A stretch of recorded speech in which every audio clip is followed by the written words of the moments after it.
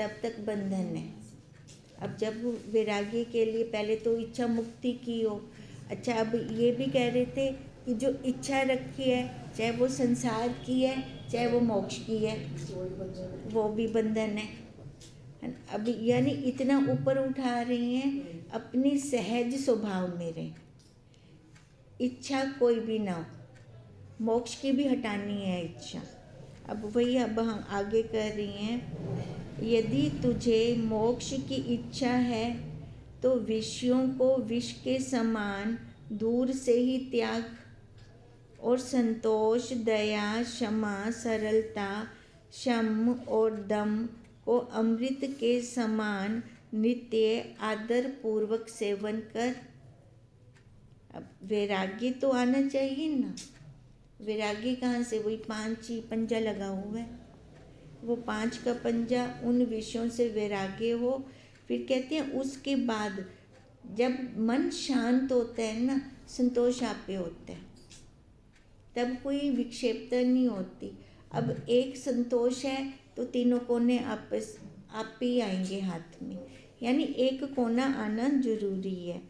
मुक्ति के लिए विषयों का सेवन ही सबसे बड़ी बाधा है। इनको त्याग कर अर्थात समस्त प्रकार के भोग पदार्थों के प्रति राग एवं आसक्ति का त्याग कर संतोष, दया, क्षमा, सरलता, शम, दम आदि का सेवन करना चाहिए। अब इनका त्याग होगा ना, तो देखो जैसे कोई चीज़ हम छोड़ते हैं तो दूसरी चीज़ आप पे आती है हमारे पास। अब अगर हमने आसक्ति को छोड़ा, वैराग्य आया है, तो ये संतोष आप पे आ जाएगा। जहाँ संतोष है वहाँ पे सत्गुण आप पे आएंगे। अब वही बात हुई ना, भी एक कोना हाथ में आया तो तीनों कोने आप पे चद्दर पूरी हाथ में आ गई। इसी सूत्र को अष्टावक्र जी ने गीता में इस प्रकार कहा है कि हे प्रिय, यदि तू मुक्ति चाहता है तो विषयों को विष के समान पहले जान। अब विष के समान जानेंगे तब छोड़ सकते हैं। ऐसे हम इतनी जल्दी जल्दी छोड़ते नहीं है ना, किसी भी पकड़ है अपनी तो। और क्षमा, सरलता, दया, संतोष और सत्य को अमृत के समान सेवन कर। जो अनादि अविद्याकृत बंधन को छुड़ाना रूप अपना कर्तव्य त्याग कर प्रति क्षण इस पदार्थ देह के पोषण में ही लगा रहता है, वह अपनी इस प्रवृत्ति से स्वयं अपना घात करता है। अब क्या कह रही हैं कि एक तो अविद्या है ना, अविद्या बंधन क्यों होता है? अविद्या के कारण। अब उसके कारण, अब अविद्या के कारण क्या करता है? इस शरीर की पालना करता रहता है, इसको मैं समझकर। तो एक प्रश्न यहाँ ये उठता है, तो क्या ज्ञानी पालना नहीं करते? वो भी करते हैं, पर वो कैसे करते हैं? विचार से आसक्ति छोड़कर। आसक्ति नहीं होती उनकी देह में, वो तब इस साधन का ध्यान रखते हैं, क्योंकि साधन के साथ ही हम वहाँ तक पहुँच सकते हैं ना, तो वो उनका इसी हिसाब से चलता है। पर अज्ञानी का मैं, मोह के साथ, अब तो मतलब होंडा जीवन है, खा पी हंडा गिनो, है ना, उनका यही रहता है, भी खा पी के हंडाओ इनको। पर हंडाना नहीं है, समझना है। प्रकृति ने ये शरीर हमें क्यों दिया, परमात्मा ने हमें ये शरीर क्यों दिया, समझ से इससे हमें छूटना है। मुक्ति के लिए कई प्रकार के बंधन बताए गए हैं। मुक्ति के लिए कई प्रकार के बंधन, देखो दोनों अपोजिट शब्द है ना, बंधन बताए गए हैं। अहंकार, वासना, कामना, भोगों की इच्छा, शरीर पोषण आदि। चाहते तो मुक्ति है, पर यहाँ हम फंसे पड़े हों तो फिर बंधन है ना ये। किंतु ये सभी वास्तविक नहीं है, बल्कि अविद्याकृत हैं। जब तक अविद्या है तब तक अहम बना हुआ है, अहंकार है अपना। सत्य एवं नित्य आत्म भाव के ज्ञान के अभाव में ही असत्य एवं मिथ्या अनात्म वस्तुओं में आसक्ति हो जाना ही बंधन है। बंधन क्या है? जो लय होने वाला है, अनित्य है, उसमें आसक्ति है हमारी। अब देखें तो कितना कुछ है ना। सारा कुछ ही अनित्य है ना। नित्य क्या है? एक वो साक्षी आपका अपना स्वरूप, खाली वही नित्य है। उसमें आसक्ति होती है तो ठीक है, वैसे लगता है मुझे भी इच्छा ना रख, वो तो तू खुद स्वयं में है ना, वो तो खुद हम स्वयं में। और आसक्ति किसी दूसरे में होती है जो मेरे से जुदा होगा। अगर उसमें आसक्ति है तो इसका मतलब अभी शरीर पर बैठकर हो रहा है सारा कुछ। अब यही बात कह रहे हैं कि ये सारा अविद्याकृत है। सत्य एवं नित्य आत्म भाव के ज्ञान के अभाव में ही असत्य अथवा मिथ्या अनात्म वस्तुओं में आसक्ति हो जाना ही बंधन है। क्योंकि ज्ञान नहीं है ना। ज्ञान ना होने के कारण जो अनित्य है वो नित्य लग रहा है। इसलिए मनुष्य का कर्तव्य है कि इन अविद्याकृत बंधनों का त्याग कर दे।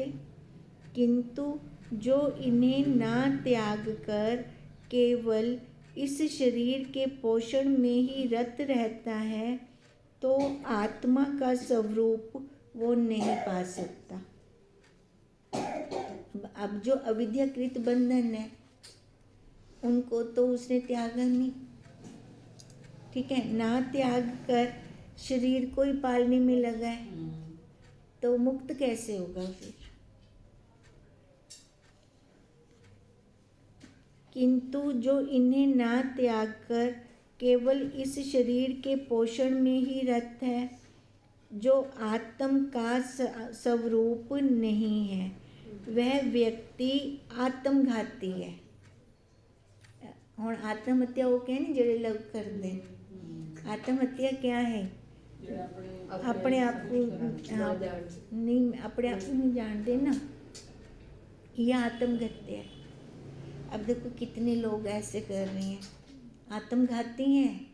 परमात्मा ने शरीर दिया जानने के लिए, उसने ये करण दिए ना सारे गोलकें, ये हमारी सुविधा के लिए दिए भी। तो इनका उपयोग करके तू छूट, कानों से भजन सुने, सत्संग सुने, है ना। और क्या होता है, आँखों से सही सही शास्त्रों का अध्ययन करें।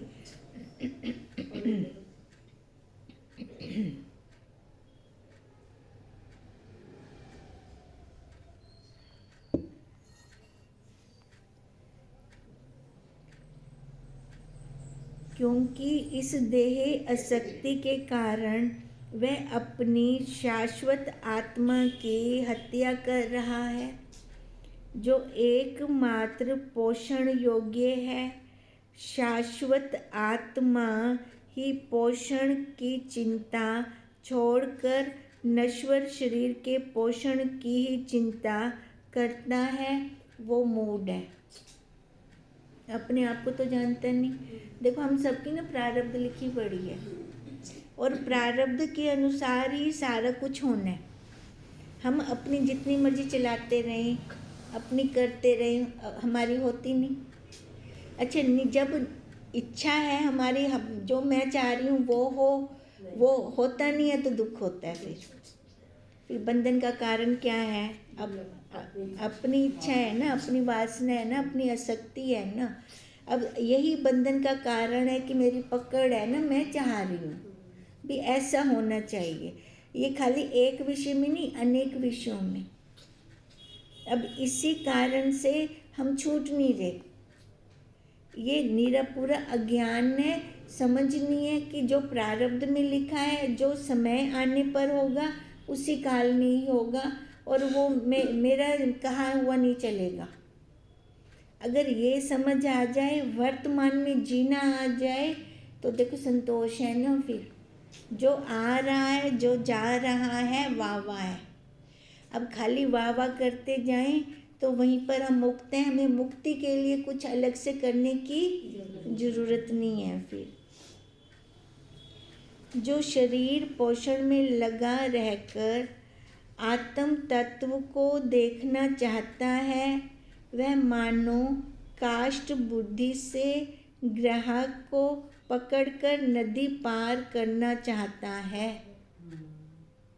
लगा बैठा है शरीर पोषण में, दृष्टि पूरी शरीर पर है और उस आत्मा को देखना चाह रहा है। कैसे पॉसिबल है ना? वहाँ तक तो पहुँच ही नहीं पाएगा, क्योंकि वो वस्तु शरीर पर बैठकर नहीं मिलती। वो वस्तु मन इंद्रियों बुद्धि से परे है, और शरीर ये मन बुद्धि इंद्रियों वाला है ना। इंद्रियां, कर्म इंद्रियां, ज्ञान इंद्रियां, सारा यही है शरीर के अंदर। वो साधन है। कर्म इंद्रियां, ज्ञान इंद्रियां, मन बुद्धि, ये साधन है। साधन का उपयोग करके उनको छोड़ना है। जब इन साधनों को छोड़ देंगे फिर हमारा काम बनेगा।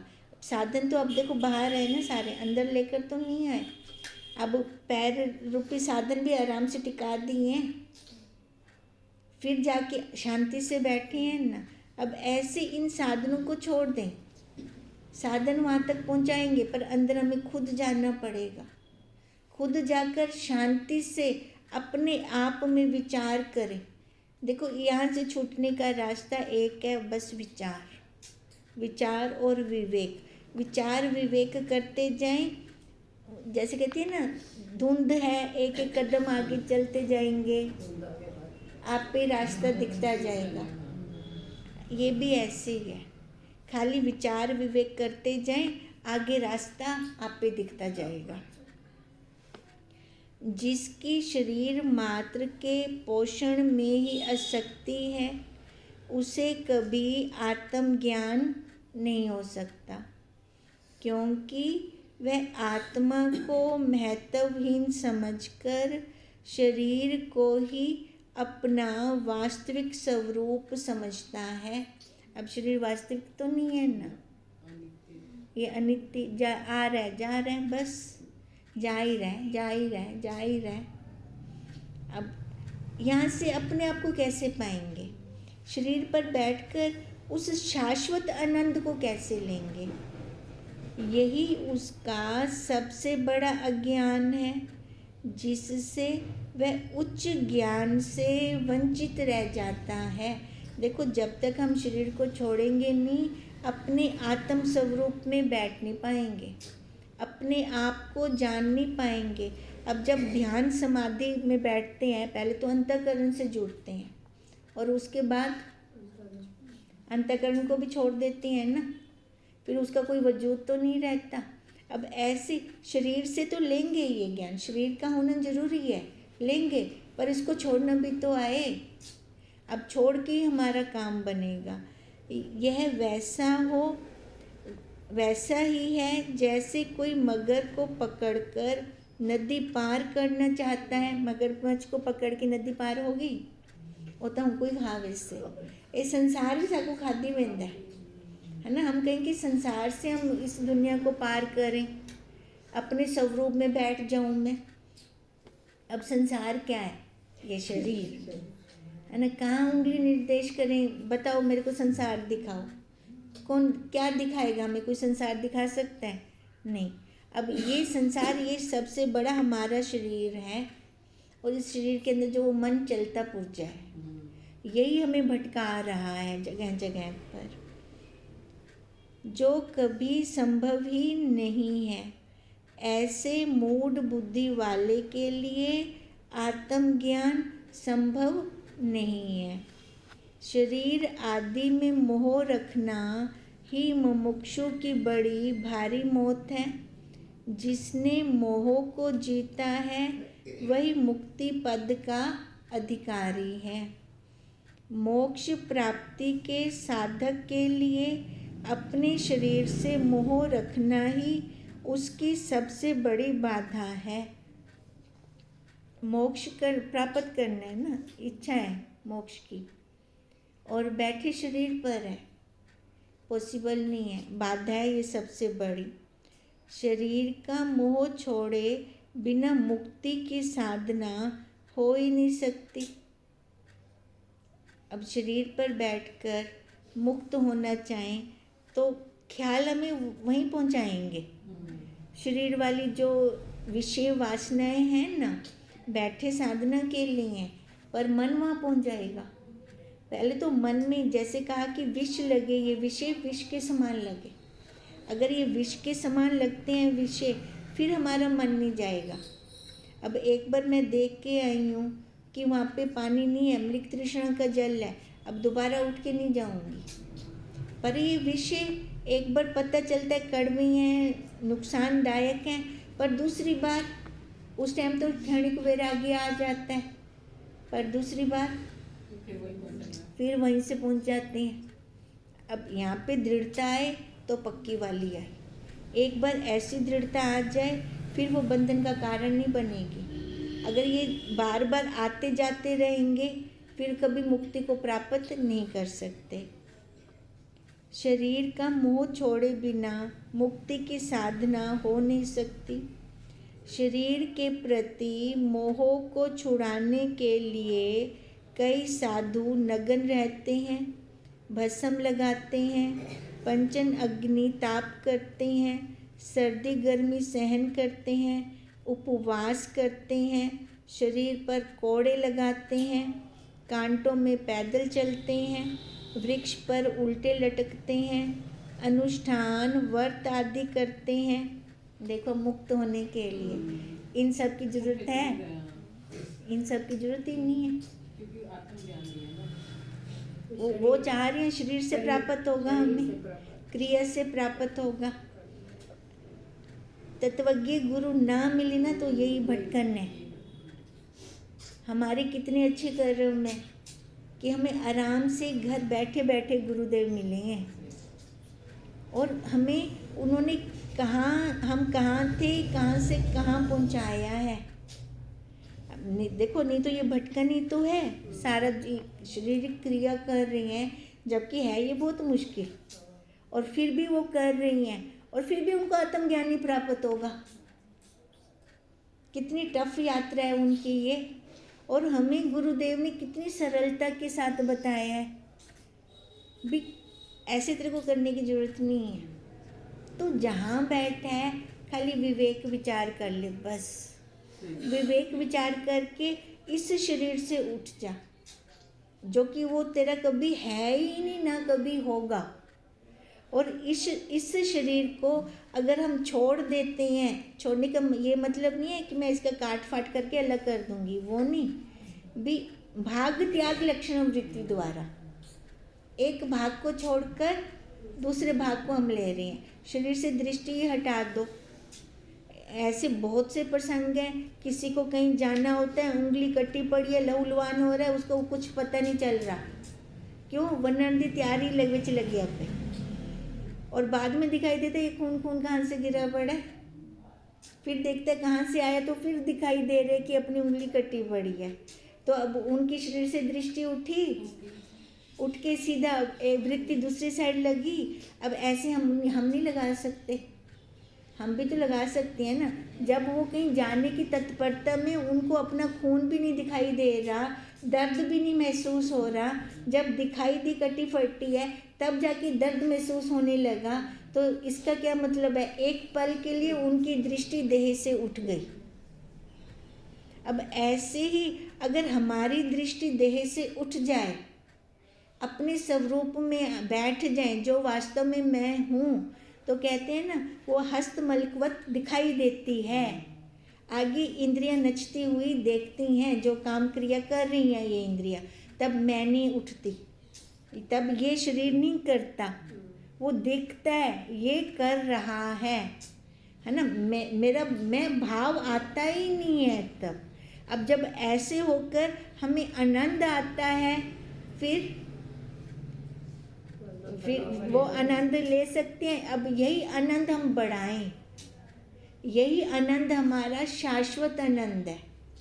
और इस पे अगर दृढ़ता करते जाएंगे तो जो ये लोग कर रहे हैं ना, उपवास, कोड़े मार रहे हैं शरीर को, कांटों पे पैदल चल रही हैं, वृक्ष पर उल्टे लटक रही हैं, अनुष्ठान व्रत आदि क्रिया कर रही हैं, इतनी तपस्याएं करने की कोई ज़रूरत ही नहीं है। सहज स्वभाव से हमें वो प्राप्त होगा, फिर है प्राप्त है ना। पर वो अज्ञान का पर्दा हटने से वो धुंध अंधकार आई पड़ी है ना, तो दिखाई नहीं दे रहा। वास्तव में तो मैं ब्रह्म हूँ, पर वो अज्ञानता के कारण शरीर को मैं मान रखा है। ये नाम रूप आकार को मैंने सत्य मान दिया है। तभी का ये सभी तपस्याएं केवल शरीर के प्रति मोह छुड़वाने के लिए ही की जाती हैं। इनका अन्य कोई प्रयोजन ही नहीं है। इन कठिन साधनाओं के बिना भी शरीर के प्रति मोह का त्याग किया जा सकता है। दिखाएं इसको, दिखाएं भी इसका मटेरियल क्या है। राजा जो खा रहा है भोग, उसका भी सेम विष्टा निकल रही है। एक गरीब सूखी रोटी खा रहा है तो भी वही बन रहा है उसका, है ना। और इसके अंदर कितनी गंदगी भरी पड़ी है। अगर इसको ये दिखाते हैं तो देखो यहाँ से मोह आप पे उठता है। कुछ इसके अंदर ऐसा है ही नहीं जहाँ हम आसक्ति कर सकें। अगर ऐसे विचार से छुड़ा दें तो उन तपस्याओं का तप का क्या फायदा। वो इतना तप करके वैराग्य ले रहे हैं और हम विचार से ले लें तो अपना आसान है ना काम। इन कठिन साधनाओं के बिना भी शरीर के प्रति मोह का त्याग किया जा सकता है। ये तपस्याएं आयोजित होती हैं जिससे अहंकार और बढ़ जाता है। बिल्ली भगाते भगाते शेर ले आते हैं। कितना अहंकार। और फिर 4 में बैठेंगे तो डींगे मारेंगे, मैंने तो इतने तप किया, मैंने तो इतनी अग्नि 5 तप अग्नि जलाई। पता है कितना कितना अहंकार। फिर इस मुंह से निकल रहा है ना, तो इसका मतलब बैठ के किया हुआ है, शरीर पे बैठ के किया हुआ है। तथा यह तपस्या भी एक बंधन बन जाती है जब अहंकार आ गया तो, जिसे छोड़ना और कठिन है। और दसो बिल्ली भगावनी तो आसान है, हुण शेर को भगावना उनके किते ब्याह तपस्या करो बोला। इसलिए मुख्य उद्देश्य यह है कि शरीर के प्रति यदि मोह बना रहा है तो वह मुक्ति में बाधक ही सिद्ध होगा। अब कहने का मतलब क्या है, शरीर पर बैठकर अगर हम तप कर रहे हैं मोक्ष प्राप्त करने के लिए, तो वो बंधन हमारा बढ़ रहा है, कम नहीं हो रहा। इसलिए इस मोह को छोड़ना आवश्यक है। अब मोह के क्या हुआ, शरीर का मोह, मैं, अहंकार, इसको छोड़ना सबसे पहला धर्म यही है साधक का। शरीर को जबरदस्ती सताने से कोई लाभ नहीं होता। वर्त रख देना, सारी तो भुख लगी भी होंदी है, वरते वरते वरते ध्यान तो होंदे बच्चे भी कैंडम रोटी खाधी मैंने, फायदा क्या भाई, तू 2 रोटी खाते जान छोड़ दे। वृत्ति तो अपने आप में लगा। ऐसे वृत्ति का कितना भटकान हो रहा है। रात को चंद्रमा देखना है, चंद्रमा कब निकलेगा। हाँ, कब निकलेगा, भूख लगी है, भूख लगी है। अब बताओ भी क्या हो जाएगा इससे। हाँ, अहंकार और भी साथ में चढ़ा ना। हाँ, तो मतलब समझ आनी चाहिए हमें। हम समझ से ही ये सारा कुछ छोड़ सकते हैं। इतना शरीर स्थाने से कुछ नहीं होगा। ये उसकी कृति है, इसकी सांभ रखो उसके नाते। मैं करके सांभ नहीं रखनी। पहले सांभ रखते थे, अब भी सांभ रखते हैं, पर भावों में अंतर है ना। अब पहले वाली सांभ कैसे होती थी? आसक्ति वाली मैं बन के, है ना। और अब वाली सांभ कैसे होती है? भी साधन का ध्यान रखेंगे भी, जब तक इस शरीर की प्रारब्ध है ये साधन चलता फिरता रहे। अब इसलिए होती है भी मोहताज न बने, किसी के मंचे पे ना पड़े। अब इस ये रूप से होती है इसकी सांभ। सांभ तो हो ही रही है ना, पहले भी और अब भी, पर दोनों में अंतर कितना है? अब यही अंतर करेंगे तभी तो उन्होंने कहा पहले इसका मोह हटना चाहिए।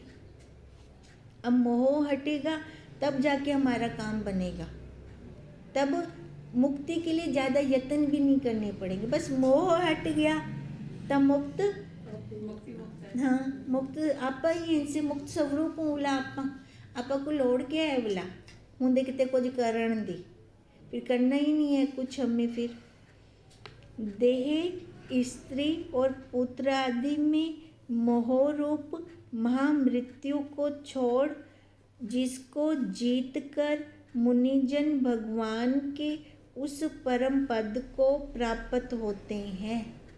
अच्छा, एक तो मोह ये शरीर का हो गया, फिर दूसरा स्त्री का हो गया, पुत्र परिवार का हो गया। कहते हैं जो मुनिजन है ना, वो इसका मोह का त्याग कर देते हैं। वो कैसे पहुँचे वहाँ पर? हिंत साधे वर्गो, उनका भी हमारे जैसा परिवार है, पर वो वहाँ उस स्थिति में पहुँच गए। तो कैसे पहुँचे? उन्होंने मोह का त्याग किया। रहे गृहस्थ में, ये नहीं पुत्री को या स्त्री को छोड़ के जंगल में चले गए, ऐसा नहीं। साथ रहते हुए उन्होंने इनका मोह छोड़ दिया। मन से जो पकड़ थी ना, मन से है कि मैं पत्नी हूँ, है ना, मैं माँ हूँ, मन से जो ये पकड़ है इसको छोड़ना है। मन में हमेशा ये रहे कि मैं साक्षी हूँ, बस मैं माँ नहीं हूँ, मैं पत्नी नहीं हूँ, मैं बहन नहीं हूँ, मैं नानी नहीं हूँ, मैं दादी नहीं हूँ, कोई संबंध ही क्या नहीं मेरा। हाँ, वो शरीर का लेन देन का संबंध है, बस वो कर्मों का लेन देन चल रहा है हमारा। हाँ, यही सोचकर अगर हम व्यवहार करते हैं, बंधन नहीं है। फिर कुछ बनकर व्यवहार करते हैं तो बंधन है। इसको हम कल करेंगे आगे। फिर ओम तम नमामि हरि परम, ओम तम नमामि हरि